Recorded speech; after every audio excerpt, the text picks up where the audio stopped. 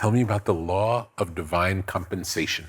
Well, it's just the idea that God is this ocean of love, right? And it's all that is, and we are ideas in the mind of God.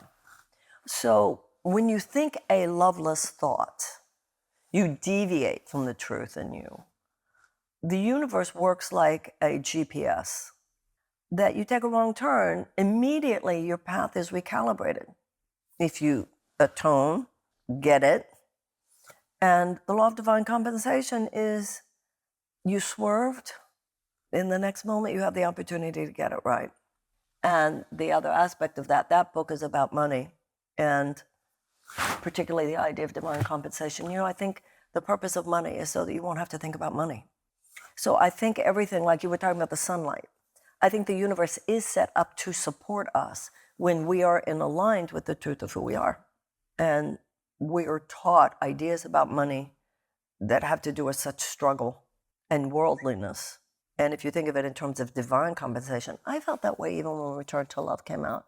Because I wrote Return to Love while I was doing all the AIDS work, and every single day there was a support group, and the things I was doing at that time, and the last thing that ever was part of any of that was money.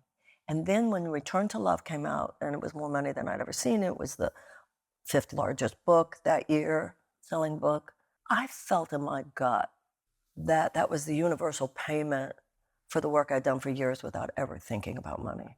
I never made as much money as I made before I even knew what bestseller meant, right? Yeah. I remember once watching an interview with Richard Gere talking about Julia Roberts in Pretty Woman. And he was talking about what a brilliant performance she gave. He says, because she doesn't know yet. Nobody's told her what you're supposed to be able to do and not do. And then he said, she'll learn. Yeah. It's that beginner's luck, which is also Zen Buddhist empty mind concept, Zen mind, empty mind. And you have that line at the beginning of your book, the state you get in which it occurs naturally. It's not about what gets created in that state. It's about the space that you inhabit where the next best thing is inevitable.